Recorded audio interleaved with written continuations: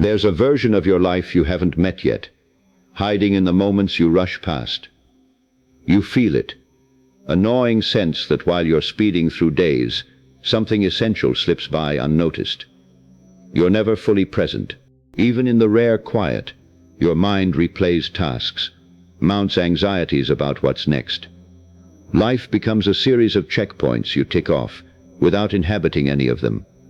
The exhaustion you carry isn't just physical. It's the fatigue of a soul that's been sprinting for years, mistaking motion for meaning, and wondering why the finish line always recedes further from view. You've been told to hustle harder, optimize every hour, but all that noise drowns out the quiet voice inside that whispers there's a different way to live, a way that doesn't leave you hollow. The common remedy is to add more goals, more routines, more self-improvement. But stacking strategies onto an exhausted spirit is like adding weight to a drowning man. It doesn't save you, it sinks you deeper. Part of you has started to believe that fulfillment is always one promotion, one purchase, one milestone away. So you keep running, not realizing that the hunger you feel can't be fed by things that only fuel hunger.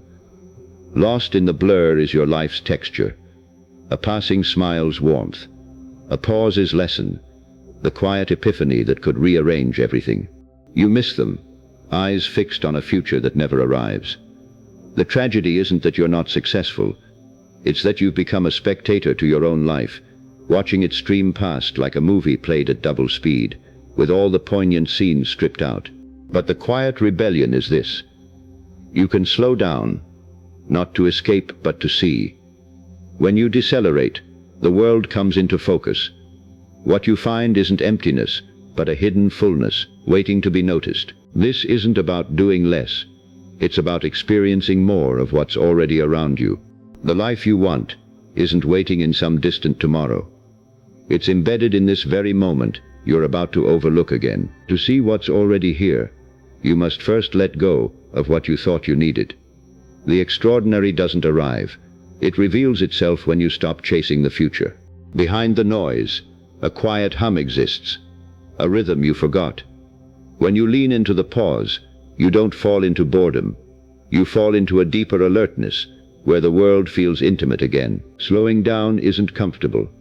At first, it feels like withdrawal from the drug of constant motion. Your mind will resist, screaming that stillness is waste. This is the price of seeing clearly. Gradually the fog lifts. A single taste becomes a story, a conversation, no longer a transaction. Your senses, dulled by speed, sharpen until you notice the weight of air and light sliding across a wall. This new lens demands sacrifice, the illusion of control that busyness provides. You'll miss the adrenaline of the next thing, but gain something far more durable, the ability to be moved by what's right in front of you. It also requires humility. You must accept that a perfect morning isn't programmed. It's found in the stranger's unplanned smile, or steam rising from a cup, curling like a question you now have time to consider. The rebellion isn't against doing, it's against the belief that your worth is measured by output.